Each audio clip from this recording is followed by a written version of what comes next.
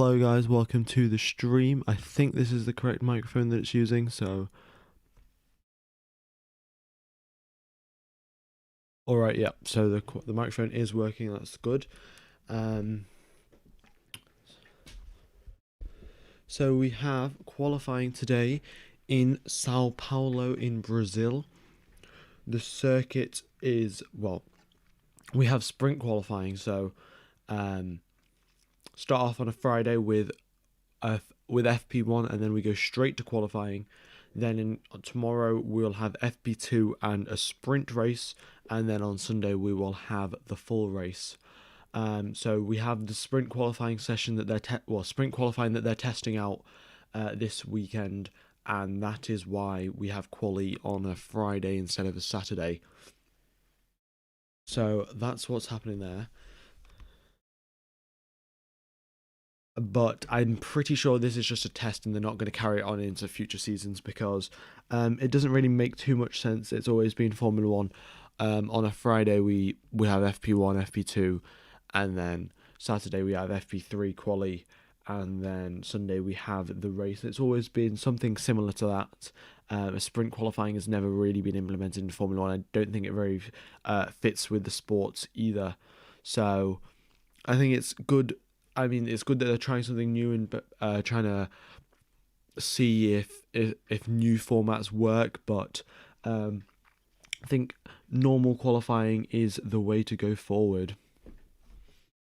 All right, so in FP1 we had Hamilton in first place, followed by Verstappen, then Perez and Bottas, and that is, well, it's usually, well, I mean, in Brazil, Verstappen is very, very good. In 2019, he won the race. In 2018, he was going to win the race if he didn't get taken out by Esteban Ocon. In 2016, it was raining and he was absolutely flying. So, chances are that Max Verstappen has a lot of pace around this circuit today. And we have Lewis Hamilton with a 5-place grid penalty. So he will be, wherever he qualifies, he will lose 5 positions on the starting grid. So not ideal for Lewis Hamilton, especially in this championship battle that he is taking part in. But you can't really do anything about that. So he's getting a new internal combustion engine. And yeah, just for the reliability, because we know Mercedes have been pushing their engine as hard as they possibly can. And that's been developing some cracks in their engine which they cannot fix. And yeah.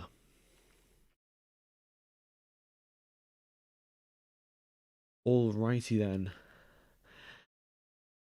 So I'm just going to take you through a lap of this circuit. Does this penalty apply to the sprint as well as the race, or just the race? I'm pretty sure that it's just the race that it will apply.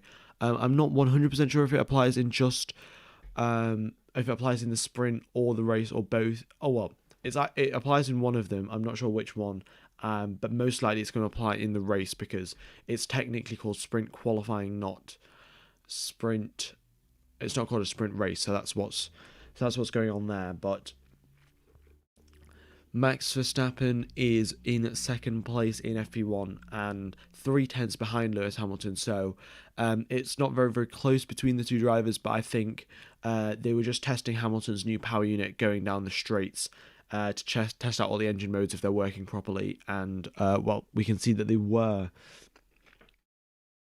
The McLarens are not looking strong this weekend. Lando Norris down in 15th and Daniel Ricciardo in 19th. Second to last place for Daniel Ricciardo in FP1.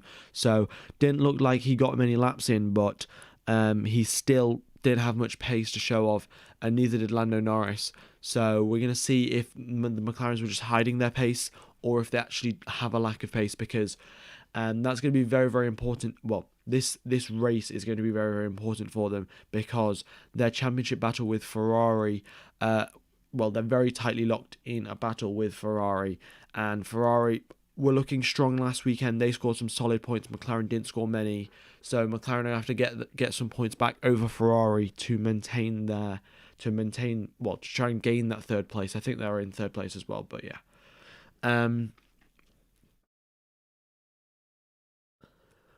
For the rest of the field, we have the Ferraris and Alpines, which are looking very, very strong indeed, as in, well, 6th and 7th place for the Ferraris is very, very good, like behind the top now. And then there's Pierre Gasly in 5th place as always, very much outperforming that AlphaTauri and getting very, very close indeed to becoming, well, actually, never mind what I was going to say. I just realised it made no sense whatsoever. Then we have Aston Martin in 10th and 12th from Stroll and Vettel respectively. And to be honest, I don't think Aston Martin are going to be performing too well around this circuit. It's sort of a high rake sort of circuit, and that's why we're looking at the Red Bulls, who are usually very quick, and so is Pierre Gasly and the AlphaTauris. And the Aston Martins and the Mercs, both of them have very low rake, and that is why I have a feeling that they're going to be struggling around this circuit. So I'm going to take you around a lap of Sao Paulo, and just describe what things that we're going to have to look out for.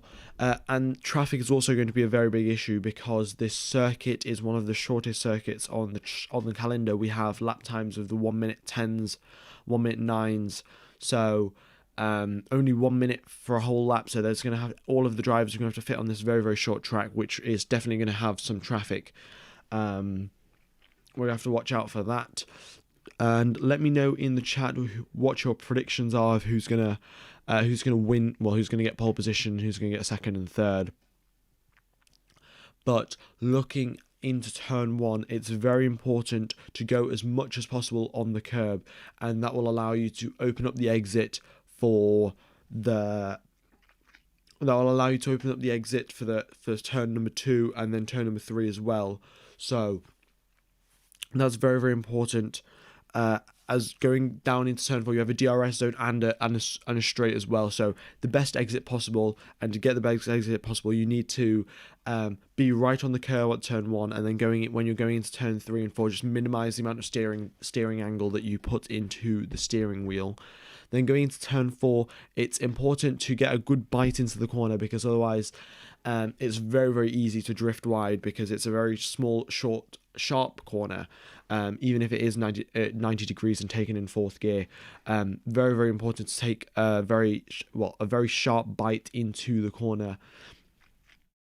And then going up into turn number 5, which is flat, and then turn 6, 7, and 8.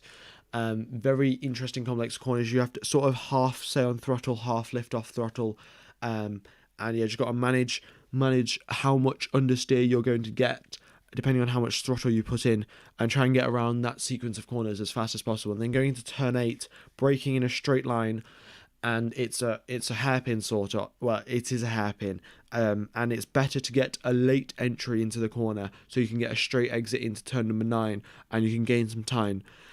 Then coming up turn number 9, it's also a hairpin, so once again a late exit and a late and straight exit to get the maximum traction going into turn number 10, which is again another hairpin.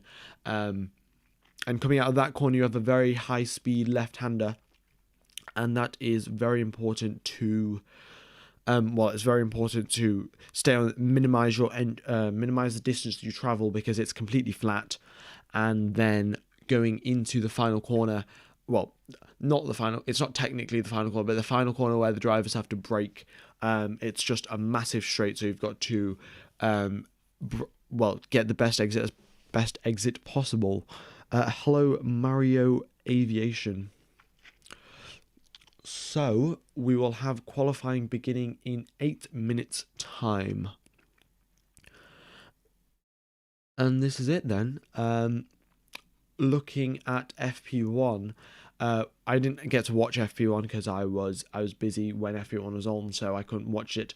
And also, guys, if you haven't hit the like button, be sure to do so. Very much will help out the channel.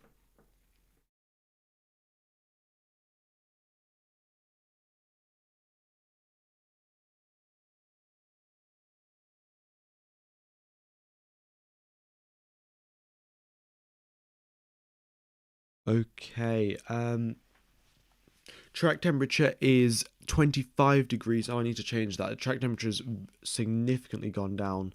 So air temperature is 15 degrees, track temperature is 25 degrees. So getting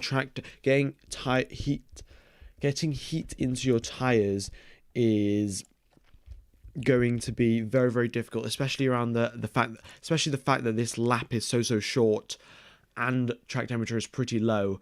It's going to be very, very difficult indeed to maintain to get high temperature for your flying lap, especially considering the fact that coming out the final corner you've still got a very long straight before the distance between the final and the first corner is very, very long. So your tire temperature and brake temperature will be dropping when you're going through that straight, and that is going to wreak havoc into anyone that's trying to get a very good entry into turn one.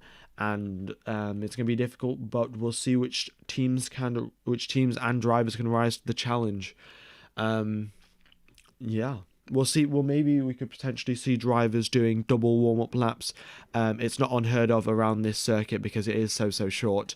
And we were also seeing that in Mexico as well, the chances of drivers doing double warm-up laps because of the short lap time and, the low energy circuit. But the problem, the advantage that the drivers had at Mexico was the track temperature was scorching hot at 45 degrees or something. So now it's back down to 25. It's going to be important to get tire temperature. All right, I'm just going to get my team radio.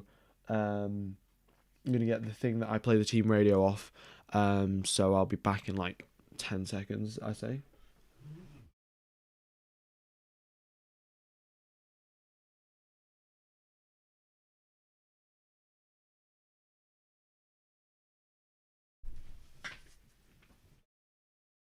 Alrighty, got it. Is this track pretty bad for the tyres? Does it wear out tyres quickly like the USA? Don't think so. We haven't actually got all of the data because usually it's FP1 and then FP2, and then we get all of the important data from the Friday's practice sessions. But because we've only had FP1, there isn't really much information about how much tyre wear we get. So I'll have a look, but traditionally around the circuit it's just been a one-stop race. Is there any possible chance for rain? Do not think so. Don't think there's any chance for rain, really.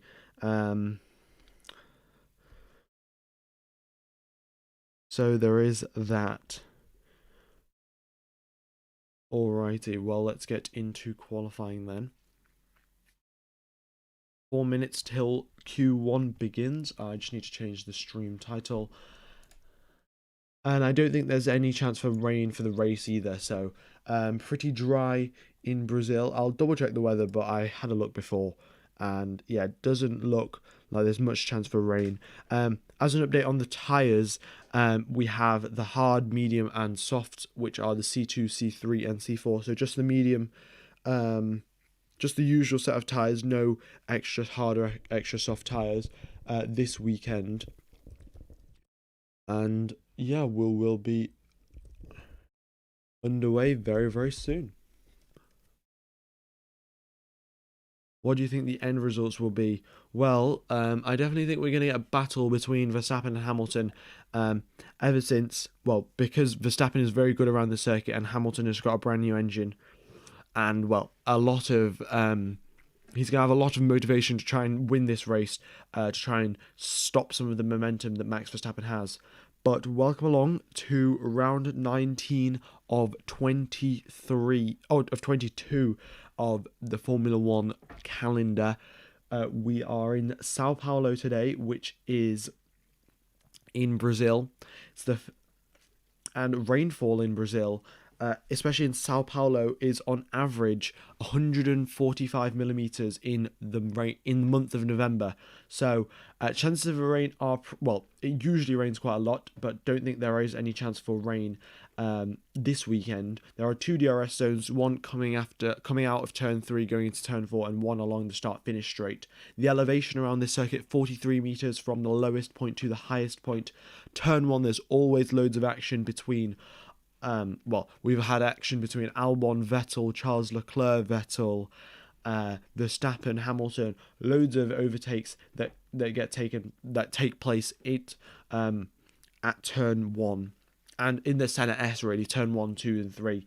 And then the final couple of corners, there's lots of action there as well, especially between Lando Norris and Charles Leclerc in 2019. Both of them very much going at it, elbows out, going through those final couple of corners. And we'll see if we can get some more racing today. But in qualifying today, only the red soft tyre can be used, and up to a maximum of 5 sets of them. So only 5 sets of qualifying, only 5 sets of soft tyres, sorry, and that will mean drivers will either be going for, drivers that are aiming to get into Q3 will only want to do one run in Q1, because if they do 2 runs in Q1, then they will not get. Oh no. Yeah, if they do 1 run in Q1, then they'll have to. If they do more than 1 run in Q1, sorry, then they won't have any fresh sets of tires for the final bit of Q3. Is this the qualification? So I've forgotten. This is qualifying that's going to happen, and yeah, qualifying is going to happen it's going to start in 1 minute, really. So I'm just going to check the Sao Paulo weather just before we start qualifying. F1 says there's 40% chance of rain, but I never believe F1 because they're not trustworthy. Yeah, the highest percentage chance of rain we have all weekend round is 10%. 12%, sorry. Yeah, 12% is the highest chance of rain we've got all weekend round according to Google. So, very, very low chances of rain that are actually going to happen. And then here we go. Also, just as a little bit of info, the track here is very, very bumpy indeed. So, and the curbs are also rather high, and it's going to be important that you don't run wide, because if you do run wide, there's a chance the vibrations on the curb could damage your car and destroy maybe some sensitive parts of the barge board.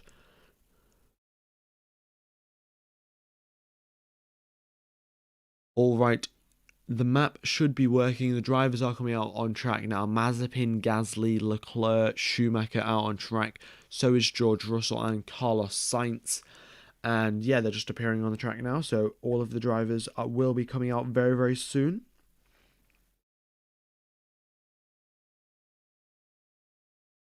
And qualifying today just sets the starting grid for tomorrow's sprint race. So if you're new to the sprint format, it will start off with qualifying on Friday and then a sprint race on Saturday. And then the positions of the sprint race will define the starting positions of the actual race on Sunday. Hello, C. Paul and everyone that's tuned in, really. Because it's a Friday stream, I'm not expecting loads of people to turn up because, of course, everyone's got their work and stuff like that. So yeah, thank you everyone for tuning in. And here we go then. Qualifying is underway. Also, if you haven't hit the like button, be sure to do so. Very much does help out the stream and the channel. We've only got 41 likes so far, so if we could hit 100, that'd be very, very cool. Now, coming out on track, Leclerc is going out to start his lap. Well, George Russell had done an installation lap, but Charles Leclerc is starting his flying lap now. So he goes through turn 1, 2, and 3 very, very smoothly, hitting those apexes as he needs to. Then going onto the straight between turn 3 and 4, activating the DRS and pulling all the way to the right hand side to get the best possible entry into turn number 4, and then he goes up the hill in through turn 5 and turn 6, coming up to turn 8 now. Very straight line braking and very late apex from Charles Leclerc, getting a very good exit onto the next corner. Into turn 10 he will go, breaking a straight line and a good exit out of this corner is critical, and minimizing the distance going through turn number 11 and 12. Minimizing the distance through turn number 11 is very, very important, which he does very nicely indeed. Going into turn 12 now, final corner, final important corner, and then nails the throttle and just minimizes the distance all the way till the finish line now. Here he goes across the line, activating the DRS, reaching speeds of up to 220 kilometers an hour, and sets a lap time of a 1 minute 10.7. Carlos Sainz, his teammate behind him, crosses start finish line and goes in with a 1 minute 10.487, so 0.3 quicker than his teammate.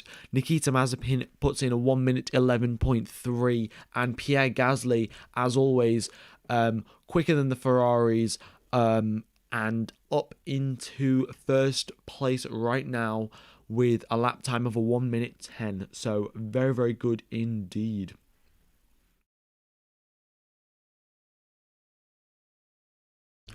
Alrighty, and then all of the other drivers have come out on track. So the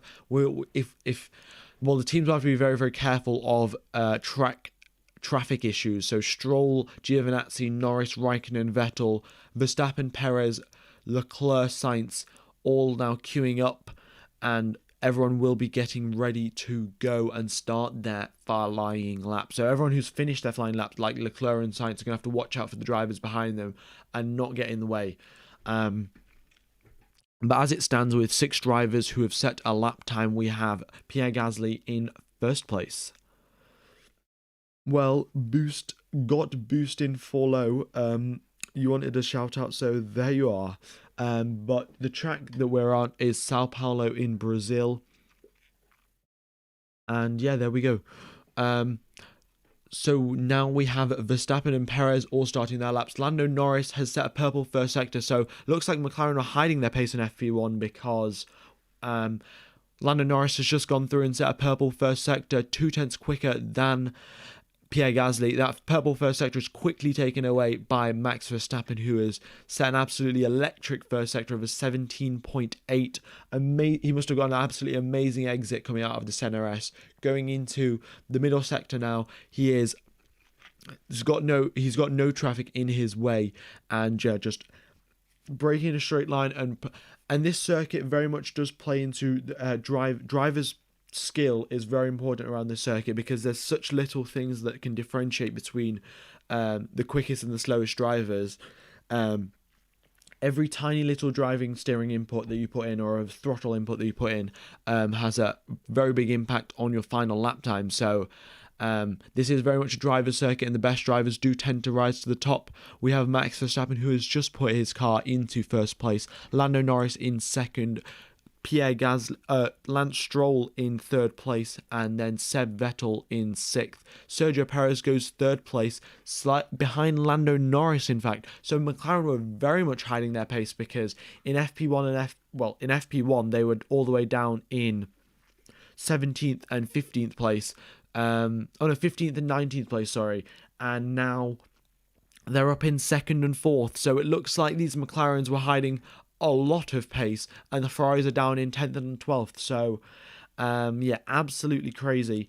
Don't know why McLaren was sandbagging, but maybe it's a strategy to maybe make Ferrari think that they've got an advantage over them, and then they don't.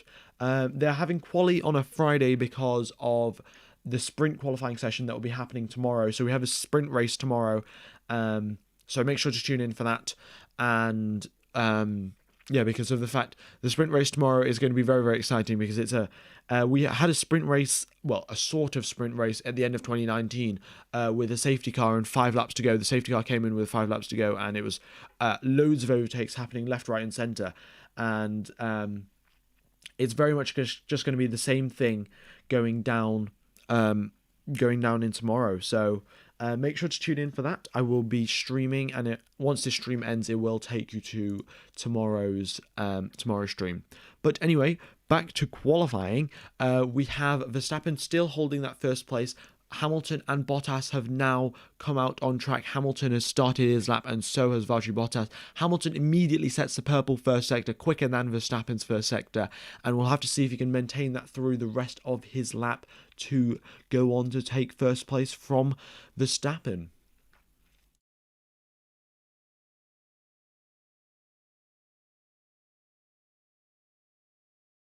Also, Dan Jackson and everyone who is well, for all the really nice messages in the chat, I very much do appreciate it, and thank you.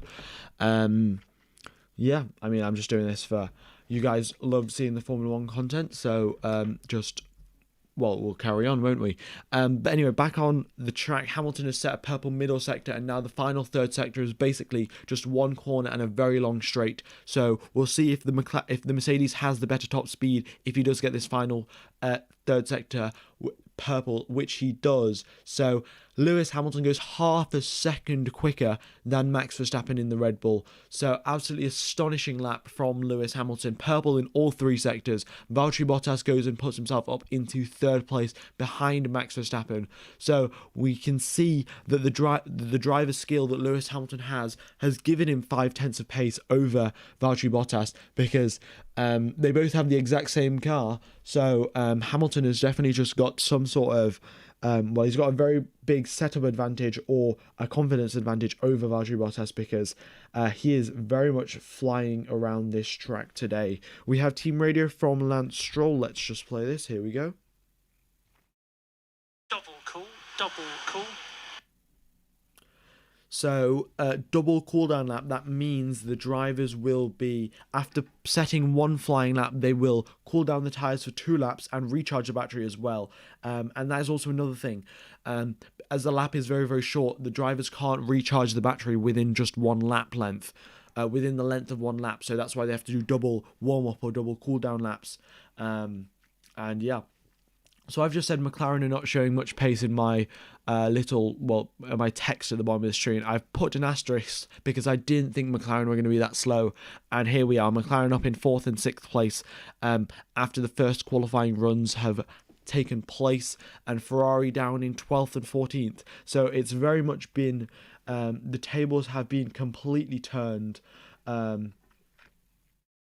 And yeah, didn't really expect that to happen. Well, I sort of did, because I didn't think McLaren were going to be that slow.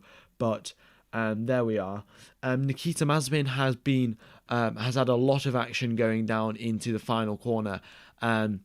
He was having a lot of understeer. So what he did, he turned the steering wheel a lot, and then once he had got through the initial corner entry phase, coming onto the exit of the corner, because he had way too much steering lock on, he just got an absolute bucket load of oversteer, and then he barely caught the car while it was on the curb. So yeah, very, very good save from Nikita Mazepin, and that Haas car very much understeering when going into that final corner. We have team radio from Charles Leclerc, so let's just play this. And feedback from race control, turn 4 was on the limit this last time. Okay, so turn 4, there are track limits that are being enforced at turn 4, because obviously extending a tiny bit of turn 4 can gain you lap time going through turn 5, 6, and 7. So it's very important for the stewards to be very, very strict at that corner. And it's, well, they've got information from the FIA that was right on the limit for Charles Leclerc's last lap, and Charles Leclerc's last lap was down in 18th place, where he's currently on a flying lap, I think. Oh no, he's not. But Carlos Sainz has just put himself up into 2nd place. So I said the Ferraris looking strong, and here they are up in 2nd place. So very interesting qualifying session today, and this is mainly caused by the fact that the drivers and the teams don't have as much data as they usually do, because usually they'll have FP1 and FP2, so they can run through all of their race simulations and qualifying simulations. And, well, no, they have FP1, FP2, and FP3 before qualifying, so they can run through all of their simulations and then finally get to qualifying with all of the data that they need. This time they've only had 1 hour of FP1 and then 2 hours after FP1 to process all of the data. So it looks like Ferrari were very, very good at processing all of that data, and they've come out very, very strong indeed. Pierre Gasly and Yuki Tsunoda both in 4th and 5th. The AlphaTauri is looking very, very strong indeed. As we said, this circuit does prefer high rate cars, and we have we have 3 high rate cars in the top 5, so it's looking good there. We have team radio from Pierre Gasly. In fact, he is in 4th place right now. Let's listen to what he has to say. Okay, position is very good, so just focus on your tires, on brakes. You have margin at the rear. Yep, so they are just focusing on maintaining tire temperature because, as we said, going down that long straight, you're going to lose a lot of tire temperature, and drivers need to be wary of that going into their flying laps. We are currently in Q1, so George Russell, Mick Schumacher, Antonio Giovinazzi, Nikita Mazepin, and Charles Leclerc are currently in the elimination zone, and we'll see if they can. Get out of it and do anything about that. But George Russell is lower than Nicholas Latifi in qualifying today, and so George Russell needs to keep that record of him beating every single Williams teammate, and that is why. He'll need to pull off a very good lap going into the final bit of Q3. Lewis Hamilton just went on a second flying lap and improved his lap time by a significant margin, in fact. Not particularly significant, but in Formula 1 terms, rather significant. Full 1/10 gain on a used set of tyres. So that Mercedes definitely does have a lot of pace. Why does Lewis have a 5-place grid penalty? Lewis Hamilton will have a 5-place grid penalty in the race because of the fact that he has taken a new internal combustion engine. As we know, the Mercedes, their engines have been wearing out a lot quicker rate because they've been pushing them a lot harder because they need to keep up with Red Bull. So as they've been pushing them a lot harder, they're wearing out quicker, and that is why Lewis Hamilton has taken a new internal combustion engine to make sure that he has enough reliability to get to the end of the season.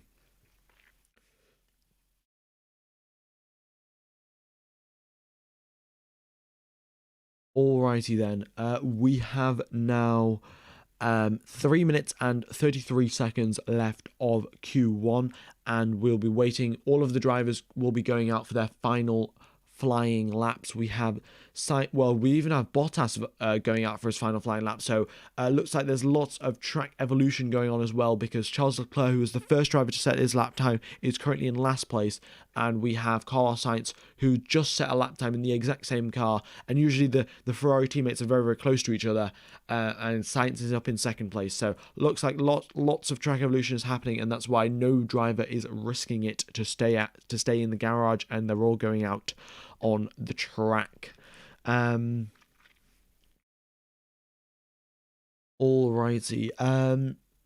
What's happening with Leclerc? He just set his lap time first and then didn't get a clean lap in the second time round. So that's why he's in last place, because there's quite a lot of track evolution. We have team radio from Carlos Sainz. Let's listen to this. Was a mega lap. Good job. Yeah, happy to box.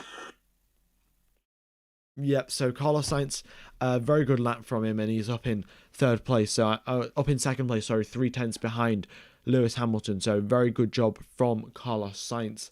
All of the Norris, Alonso, Ricciardo, Mick Schumacher, and the rest of them are all coming out now with only a short lap time of 1 minute and 9 seconds. They can spare some time and come out as late as possible. Daniel Ricciardo will be starting his flying lap now, and it's quite likely that he's going to encounter quite a bit of traffic going through his flying lap. So he's going to have to be wary of that, not get caught up in any of it, because otherwise he'll either get a penalty or be given a penalty. So Leclerc is now front of the qualifying train. This is at 1 minute and 33 seconds left to go of the session. Leclerc is starting his final flying lap, and then we have George Russell following him, and then we have Vettel, Latifi, Mick Schumacher, Fernando Alonso, Mazepin, Stroll, lots of drivers just in a queue, trying to get the best possible trying to get the best possible track position for their car, and to maintain as much tyre temperature as possible. There we go then. Charles Leclerc has set his first sector time and puts himself up into... Oh, Charles Leclerc has set his entire lap time, sorry.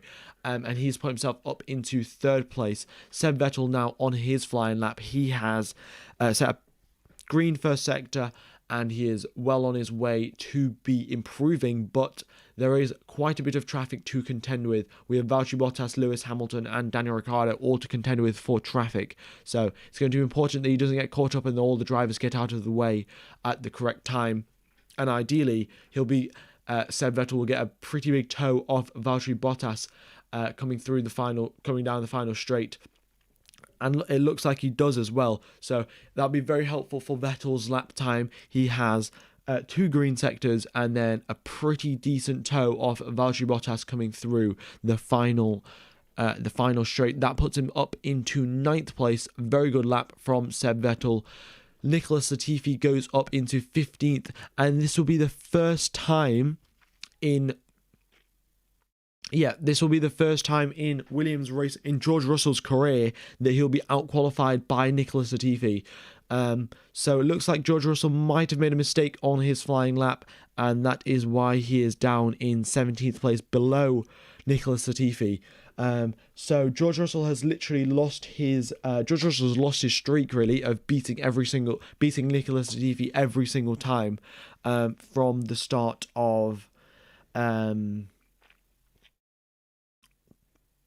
his career really. So can we get an F in the chat for George Russell?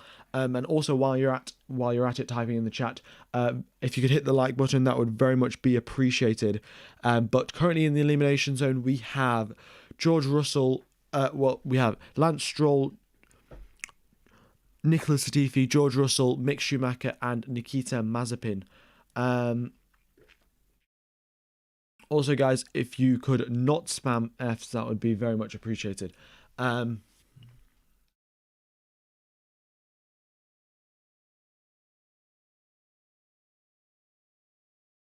Alrighty then.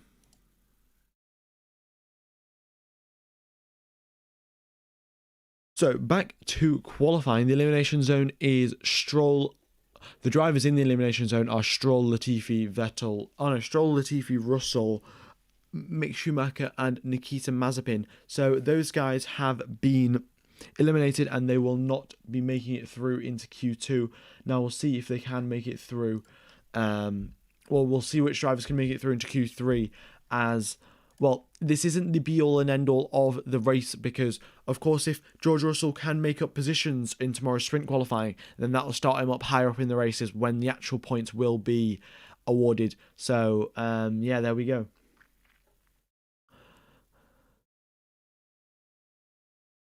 I'm just going to have a drink of water because my throat is getting rather dry.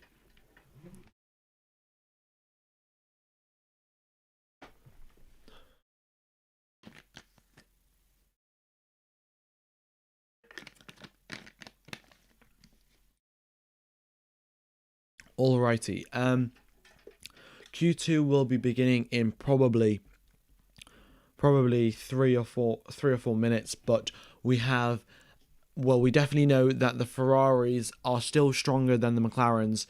Looking at the qualifying, we have the 2 Mercs, the 2 Ferraris, the 2 Red Bulls, and then Antonio Giovinazzi completely out of nowhere really. Then the 2 AlphaTauris, the 2 McLarens, and then the 2 Alpines. So very much all of the teams are very, very close to each other. Well, all of the teammates, are very, very close to each other. So it's looking good here for for qualifying and the races because all of the drivers are very, very close indeed, and that always leads to lots of overtakes around this circuit especially. Ferrari are in fact faster than the Red Bulls, which is something that we did not expect really. We knew that the Ferraris were fast here in 2019, but they've very much lost their pace a lot. They've lost their pace since 2019, and then they've recovered slightly, but going all the way up into 3rd and 4th place, rather unexpected. Do you know how many laps? This is qualifying, so there's no limit on laps of how many laps you need to do. So there we go. But I think actually, I don't know. Never mind. The Aston Martins are not looking as strong as they were in FP1. In FP1, I think they were up in 10th and 12th, and now Stroll has just been eliminated in 16th place, and Vettel's right on the cusp in 14th place. So, while we'll hope for bigger things, well, Aston Martin will definitely be hoping for bigger things in 2022 with a massive rule regulation change. We'll see if they can get through we'll see if they can have a very competitive car. But yeah, there we go. Oh, how many laps in the sprint race? I'm not exactly sure, in fact. I think it's just however many laps there are normally in Brazil. And then, how many laps there are normally in Brazil, and then you divide that by 3. So, Brazilian GP laps. I'll just look it up, in fact. I think it's 71 laps is the Brazilian Grand Prix, so divide that by 3, that will give you 24 laps, yeah. You'll have a 24 lap race for the sprint race tomorrow, and there we go. There's 71 laps for the main race, and then 24 laps for the sprint race tomorrow. But you have to remember, these laps are a lot shorter, so only a minute to do one lap. So even if it's a 70-lap race, that's only going to take an hour and a half, maybe, or hour and 20 minutes. And there we go then.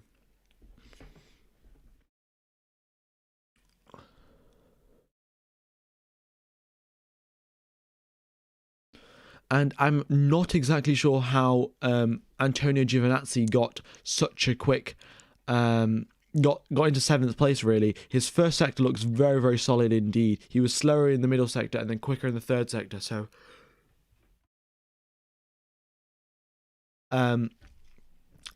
So he must have got that pace probably through a tow. His top speed was 1 kilometer off the top speed that Kimi Raikkonen got. So looks like Kimi Raikkonen and Antonio Giovinazzi either running very low downforce or getting a tow off someone, because his first sector time was very quick indeed, and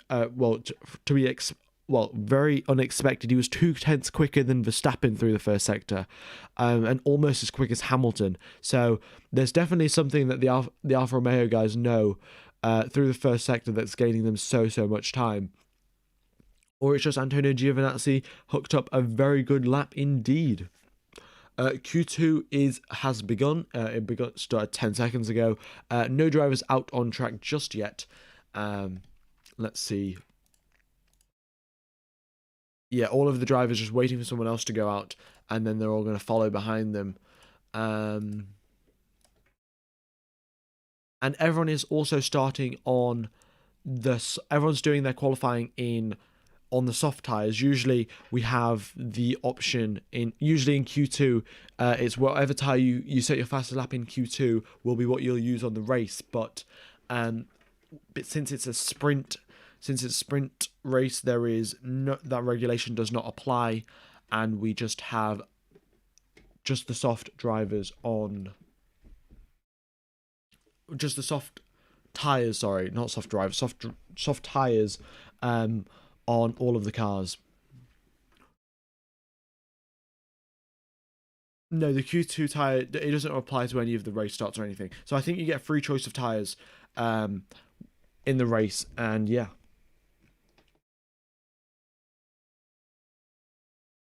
Oh, yeah, it is it's a Merc 1-2, Ferrari 3-4, Red Bull 5-6, and I think the last time this happened must have been in 2018 at some point.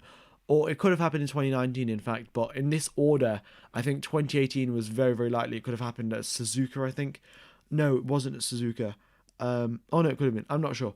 But it's quite likely this formation has happened before. But no one expected Ferrari to be here. I mean, their pace has frankly come out of nowhere, because in the constructors they're fighting for third, and Mercedes and Red Bull so much further ahead of them. But Ferrari looks like they've got some tricks up their sleeve, and they've been very much outperforming the McLarens and getting this third place in the constructors. There we go then. Well, Giovinazzi, I mean, the Italian Jesus has been putting in solid laps, but don't think that Alfa Romeo could get pole position. I could definitely see him getting into the top 10, especially with the chances of someone else maybe messing up a lap. But that first sector that Antonio Giovinazzi put in was just something else, really. I don't know how he's done that. We'll have to get some replay on it or something. But we're now 3 minutes into the session and no cars are out on track. So yeah, don't know why no drivers are deciding to go out on track, really. It is always, the later you go out in the session, the better track conditions you have. But everyone's just sitting in the pits for some reason. And yeah, I don't know exactly why. It's probably because they're preserving how many tyres they have. Because when we have sprint qualifying, they're only allowed 5 sets of soft tyres. So that means if they did 2 runs in Q1, that means they will have only 1 set left for Q2 and then 2 sets for Q3. And with all of these drivers trying to aim to get into Q3, I think these drivers will be trying to just do 1 run in Q2, and that's probably why they're not going out. It looks like either Pierre Gasly or Valtteri Bottas has just gone out on track. I'll just check the speeds of the drivers. There we go. Yeah. Everyone's coming out on track, in fact. Hamilton, Bottas, Verstappen, Gasly, Tsunoda, Norris, Ocon, Vettel. Yep, everyone's coming out on track. So one driver started the train and then everyone else is following along.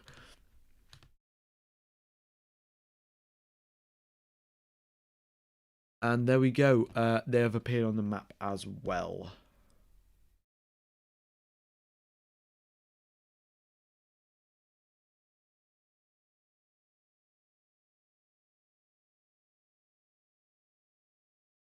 Alrighty. I'm just going to change this back to the automatic switching so we can get right. This is it then. Hamilton is the front of the train. Then we have Hamilton, Bottas, then followed by Gasly, Ocon, Norris, Verstappen, Tsunoda, and then Vettel, Perez, and Ricciardo. So both Mercs up at the front, trying to set the cleanest lap possible. And there they go. Lewis Hamilton comes out the final corner, gets a very good exit going down that straight. He'll be activating that DRS and getting up to top speed now in 8th gear with his brand new internal combustion engine. Going into the first corner then, braking all the way down into 4th gear, hitting that apex on the inside and then bringing it around for turn 2 and 3, minimizing the distance and then opening up the corner into opening up the steering going down onto the straight. DRS is opened and right all the way to the right hand side up for turn 4. Very smooth entry from Lewis Hamilton going up into now turn number 5, 6 and 7 up the hill. Very important to break in a straight line for turn number 7 and then get a good exit onto turn number 8. He's coming up on Fernando Alonso and Carlos Sainz as traffic. Both of those drivers are going to have to watch out to not get in Hamilton's way. Now just going through the final sequence of corners, Hamilton minimises the distance going through the second to last corner, and then on the final corner, final straight, Alonso and Sainz let him by, and Hamilton goes on to the final straight now. Will not be getting a tow from Leclerc, or not any significant tow at least, but Hamilton purple in the first sector, purple in the second sector, going through the final third sector now with DRS, crosses the line, and with the purple third sector, purple lap time overall, a 1 minute 8.6 from Lewis Hamilton. Valtteri Bottas quickly takes away Hamilton's quickest middle sector, and he goes up into first place. So solid lap from him. Lewis Hamilton got his lap time deleted because of track limits. We have Pierre Gasly up in first place now, with a purple lap time overall, quicker than Valtteri Bottas by 1/10 of a second. Then we have Verstappen going 3/10 quicker. 3/10 quicker than Gasly, and he's up into first place. Hamilton is down in 7th, and this is exactly what Mercedes didn't want. Mercedes wanted to do just one run in Q2 and minimize the tires that they use. But now Hamilton is going to have to go for either double cooldown, recharge his battery, and go for another another lap, because his first lap has been deleted for track limits. So there we go. I don't think Gasly's going to be on pole, but I think he's got a very good shot at getting a podium, definitely this weekend.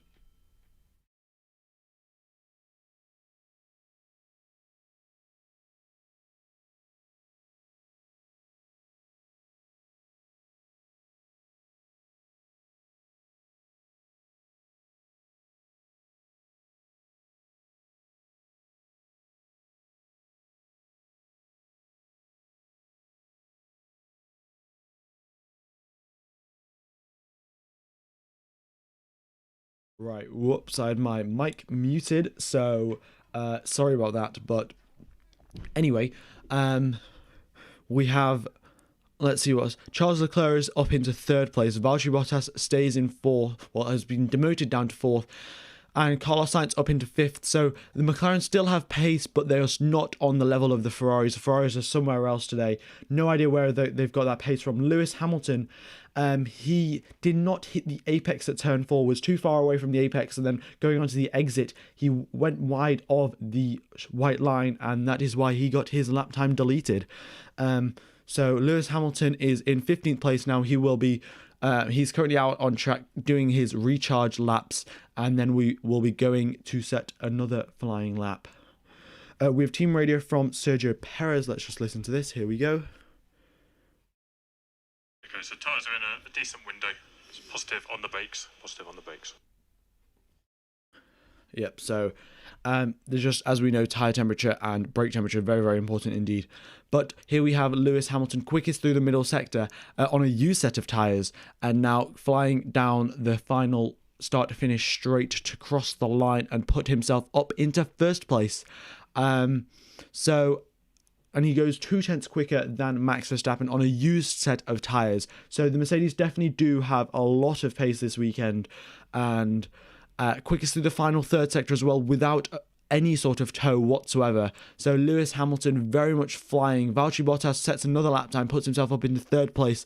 So it's role reversal, really. Last week we had two Red Bulls and 1 Mercedes, and this week we have 2 Mercedes and 1 Red Bull. And Sergio Perez is nowhere to be seen, down in 8th place, 6/10 behind his teammate. And yeah, Perez will very much need to pick up the pace there to try and close the gap up to Verstappen and be a suitable wingman for the Red Bull team. We have more team radio from Sergio Perez, so let's just listen to this. Here we go. Stay positive on the brakes. Currently P7. B-Bell 6, positive on the brakes.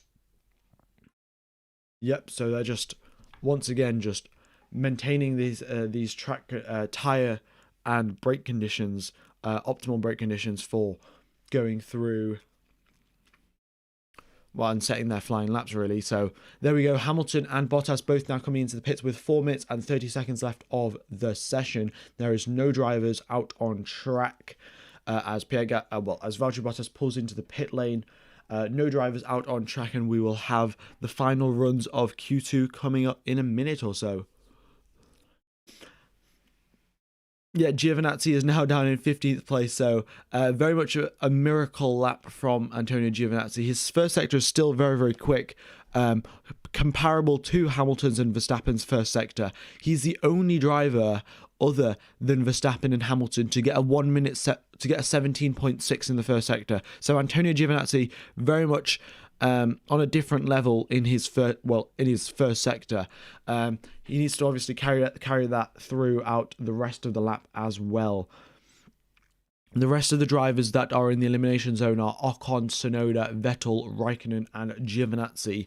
Those drivers will be doing their best to try and set a quicker lap time, especially Yuki Tsunoda, because his teammate is all the way up in 4th place, and he needs to show the Red Bull the Red Bull Driver Academy and the rest of the Formula 1 team, the Formula 1 grid as well, that he has got a lot of pace. So there we go.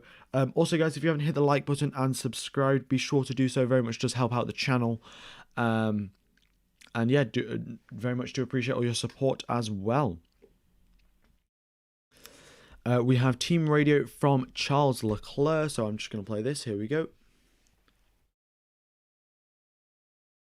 I have a problem out of the left corner.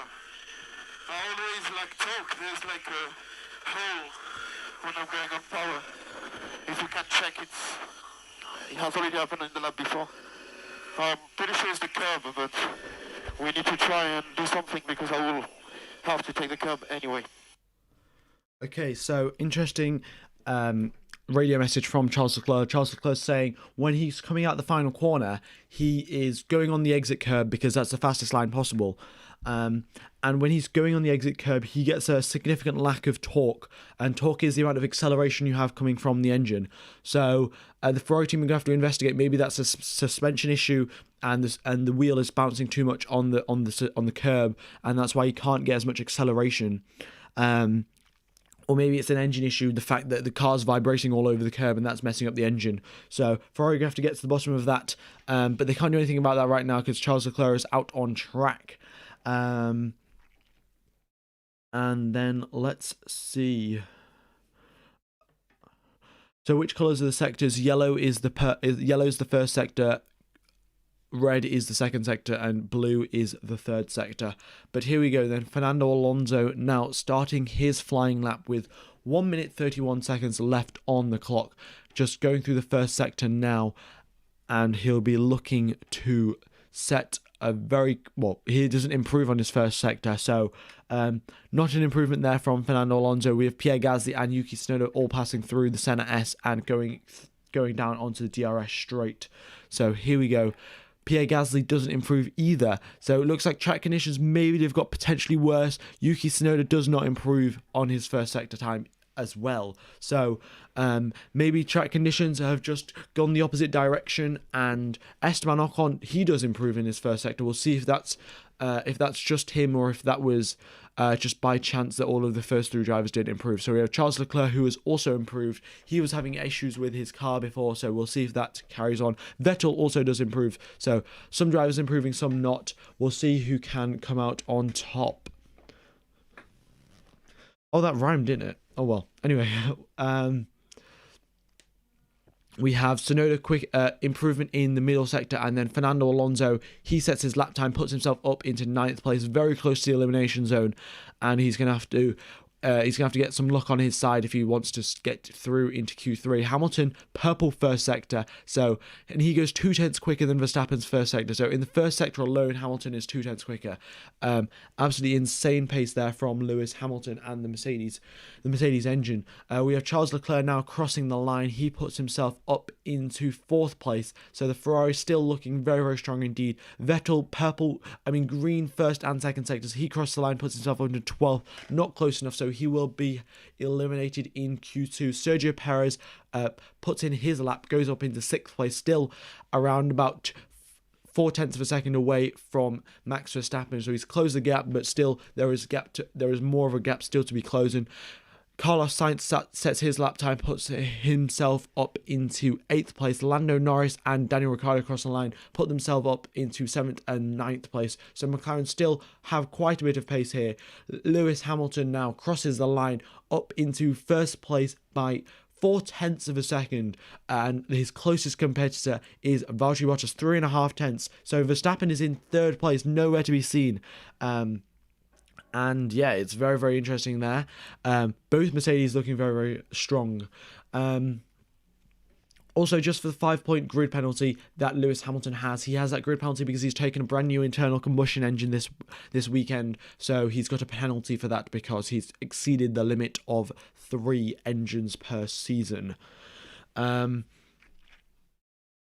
then now crossing the line, we have Esteban Ocon, who's currently sat in 11th place. Will he comes into the pits. So the drivers in the elimination zone are, well, the drivers who have been eliminated are Esteban Ocon, Seb Vettel, Yuki Tsunoda, Kimi Raikkonen and Antonio Giovinazzi. Alrighty then, we are coming up into Q3, and we will see if the Red Bulls actually have the pace to get into the front row, or if the Mercedes are going to get their front row lockout, and yeah, who knows. It's not, well, it's quite unusual to see Red Bull hiding their pace, so I don't think, I think this is quite representative of what's actually going on at Red Bull. Maybe they just don't have the pace around this circuit this weekend. Who knows? Or maybe they're running their engine at a lower mode, or maybe because Mercedes have taken so many engine penalties, they can afford to run the engine at a higher mode, get better acceleration and better top speed going down the straights, and that is very, very important indeed. As the acceleration is well, the most important thing in a Formula 1 car, either accelerating out of corner or decelerating into a corner. Braking and acceleration, always the most critical phase of a corner, and just a lap in general.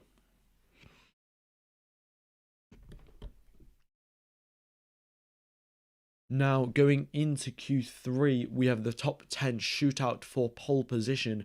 Hamilton still maintaining a healthy advantage over Bottas, 3.5 tenths.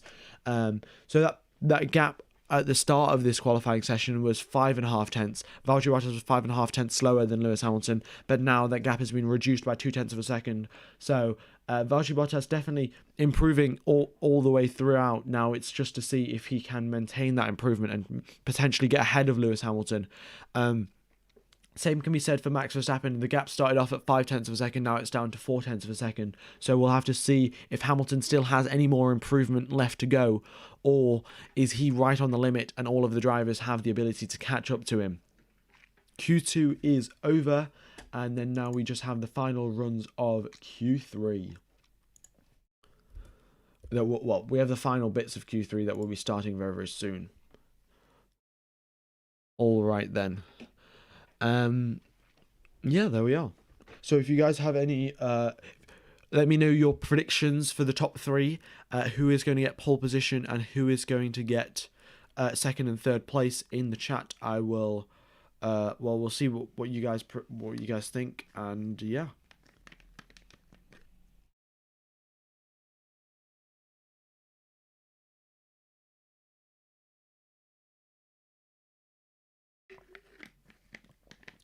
Q3 is starting in probably, I think 3 minutes, 2 or 3 minutes.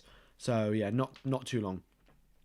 So lots of you guys are predicting Bottas first, or Bottas or Hamilton. Not seeing many Verstappen's first though. Yeah, don't know exactly where the Red Bull's pace is, to be completely honest. And there's definitely a chance that maybe Charles Leclerc could get third place if Leclerc hooks up a lap, because we all know when Leclerc gets a lap perfect, he gets it. When Leclerc has a very good lap, it is always very close to perfection. So if he can hook up one of those very good laps that he gets once every so often, then he can.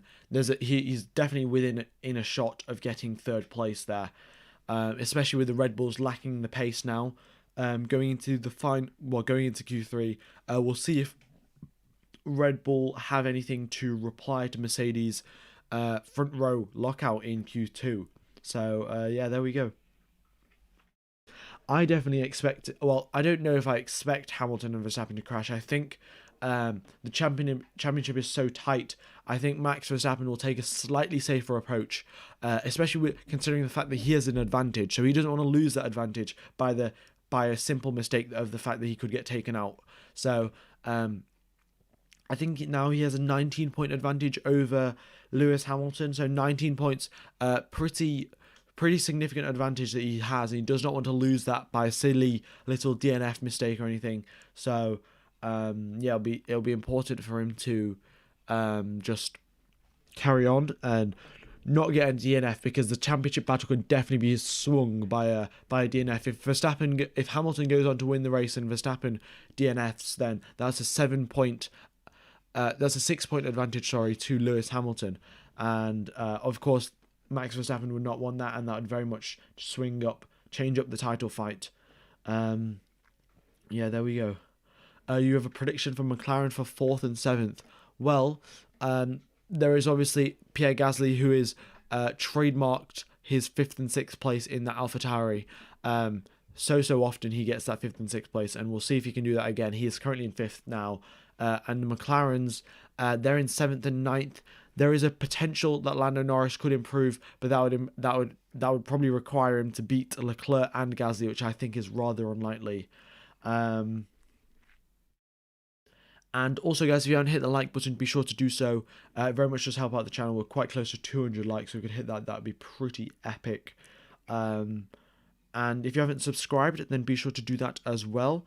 Trying to hit 20k by the end of the season. It's a pretty ridiculous target, but considering how crazy the channel has been growing, I don't think it's far out of reach, especially if all of you guys do subscribe. This is Yuki Tsunoda's first race here. That is a good point, because I don't think you race here in the junior formulas. Or maybe you do, but Yuki Tsunoda might not have raced here in the junior formulas. So, yeah, it's going to be difficult for him. And we have Nikita Mazepin, just another mistake. Well, the TV, Sky Sports, is showing another one of Nikita Mazepin's mistakes. Very easy to lock up on the curb. When you're going on the curb doesn't have as much... well, you don't get as much grip from the curb as you do from the road. So if you're braking on the curb, you can get a lot of locking up, which can very much screw up your lap. And yeah, it's very important to brake in a straight line and on the track as well. So there we go.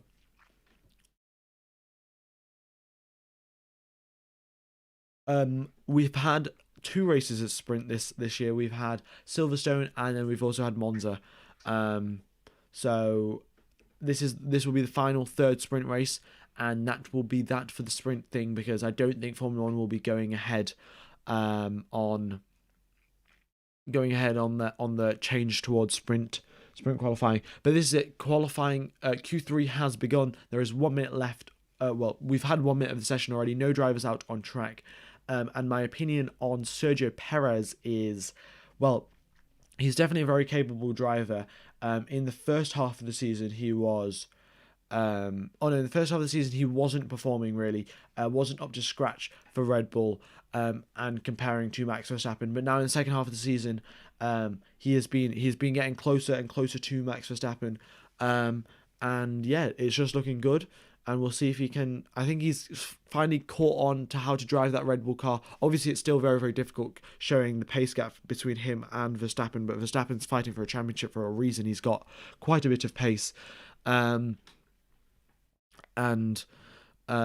Perez doing a good job as a wingman, but that's all his role really is at Red Bull, to support Max Verstappen and to try and get that Constructors' Championship as well for the team.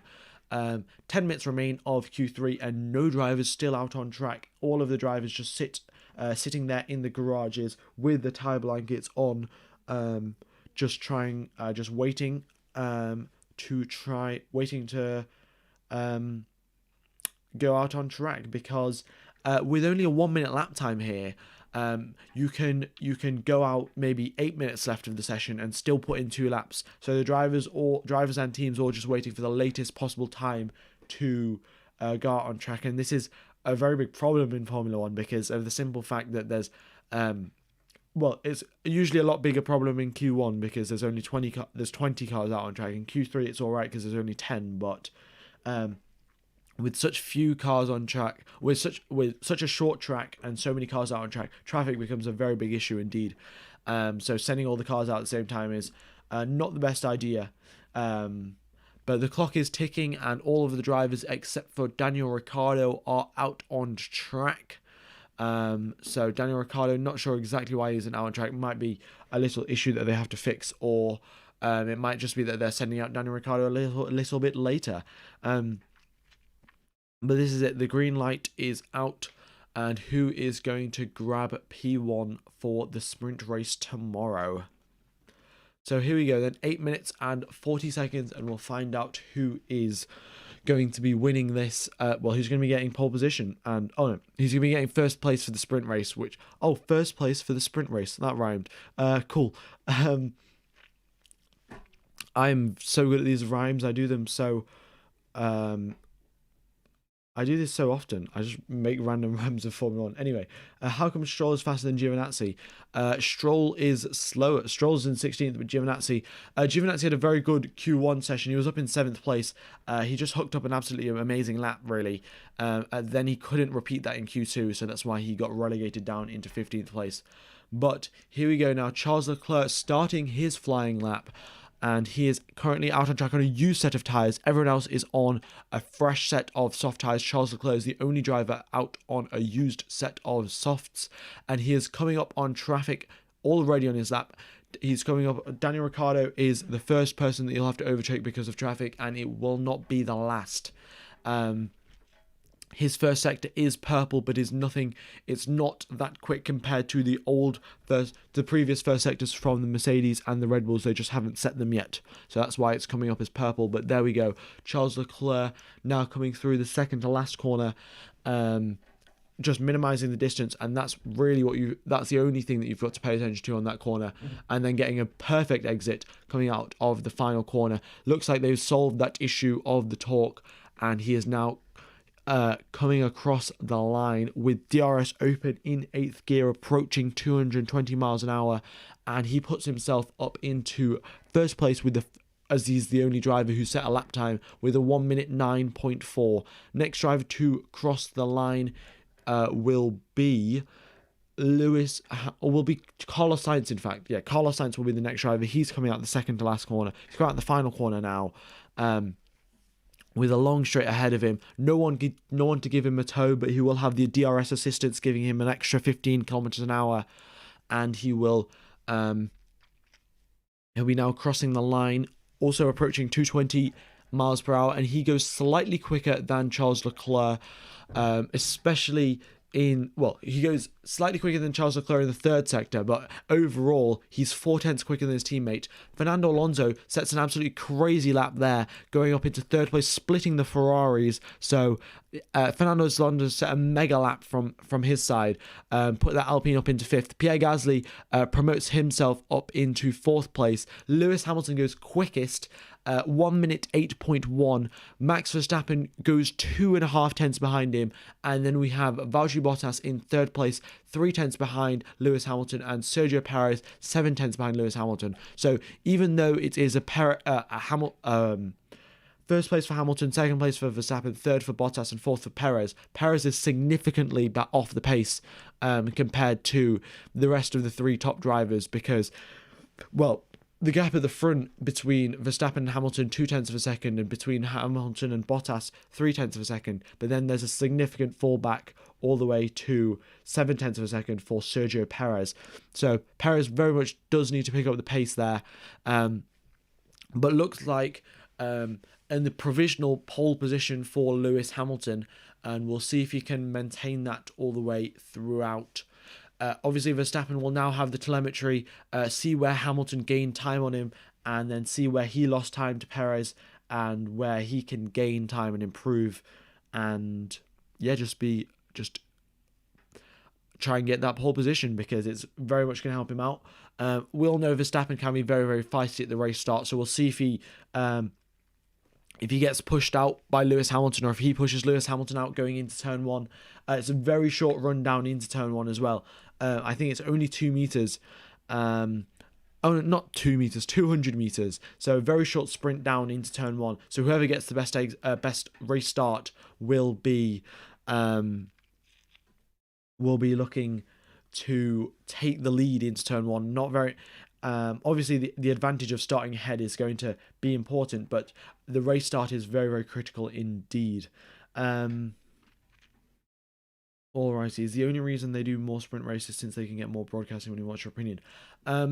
Well, I think the fact that they get more broadcasting money is true, but then you also have to think of it from the perspective of a circuit. The fans, there's usually when the tickets for Formula 1, the practice sessions, they aren't sold out. They're maybe 50-40% attendance at the practice session. So if they have a qualifying on a Friday and then they have a sprint race on a Saturday and then a race on a Sunday, the racetrack they get loads of fans coming every single day rather than just coming on Saturday and Sunday. They come on Friday, Saturday, and Sunday. So that means the racetrack also gets money, and that helps the racetrack because loads of racetracks go bankrupt and then they just can't afford to have a host an F1 race. So it also helps the fans out because that makes the tickets cheaper and stuff. But if the sole reason for trying to do a sprint race is to get more money, it's pretty ridiculous. But I don't think that's the reason that they're doing it. They're trying to spice up Formula One really and get some more overtaking action. And to be honest, I think in 2022 with the new cars, I don't think there's going to be any shortage of overtaking, and so sprint racing really won't be needed. Back to qualifying though, we have Max Verstappen, who is complaining over the team radio saying tyres are overheating and his front tyres specifically are overheating. Now, around this circuit, the front tyres are very critical indeed. Going through the first three corners, the Senna S's,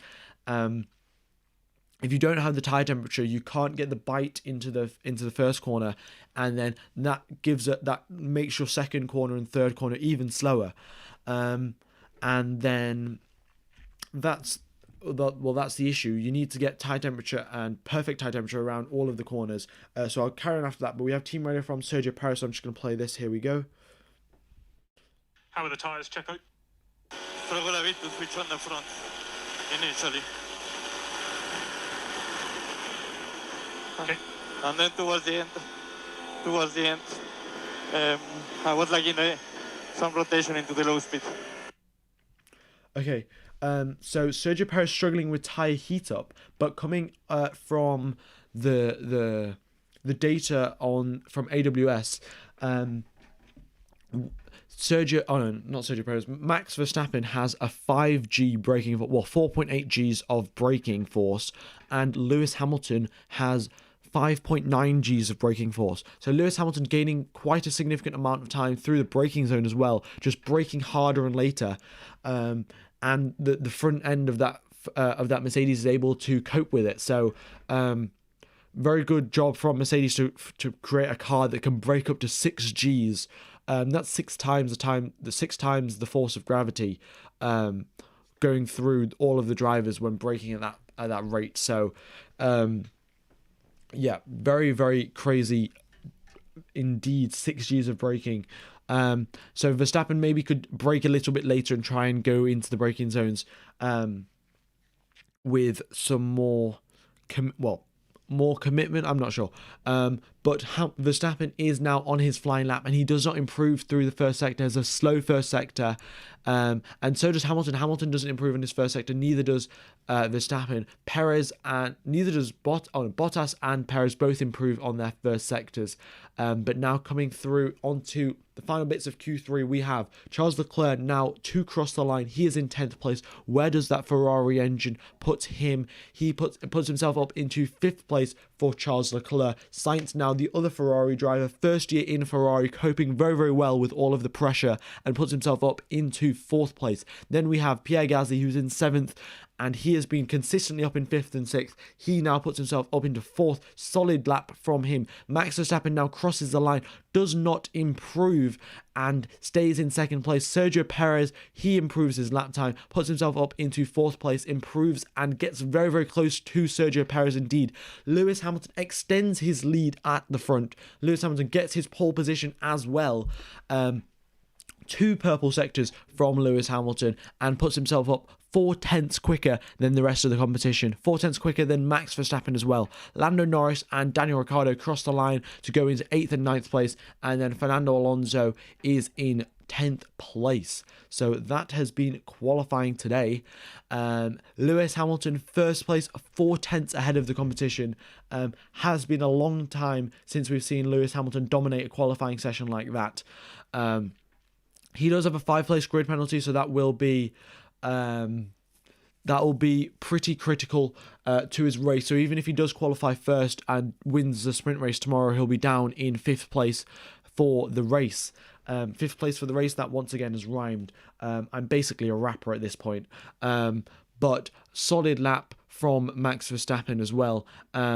still beat Valtteri Bottas in the slower Red Bull, and then there we are. So the Mercedes looking very strong around this circuit, and yeah, there we are.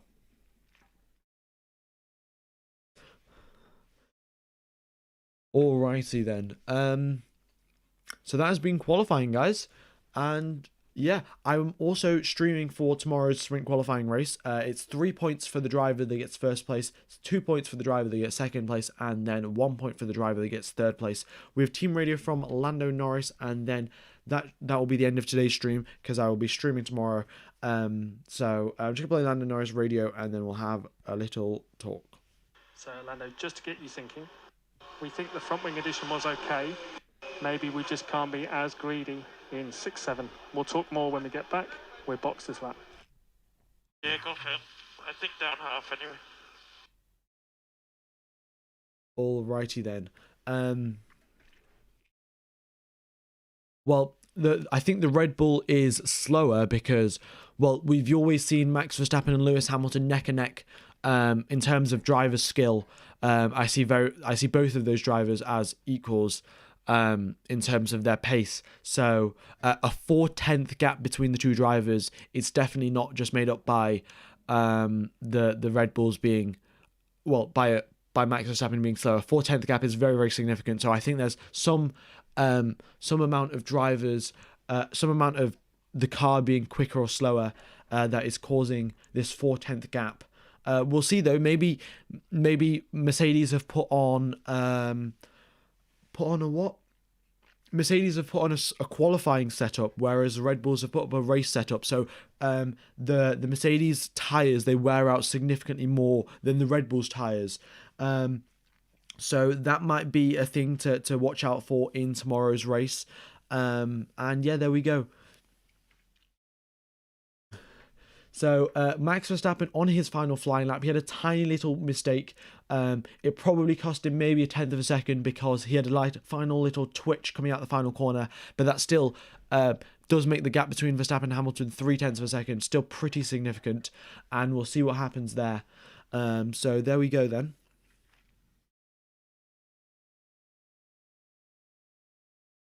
Alrighty, so that's been the end of the stream. And also, guys, it will take you to tomorrow's stream when I end this stream. So if you could hit the like button on tomorrow's stream, that will basically, that will basically break the YouTube algorithm and will mean that we'll get loads of viewers tomorrow.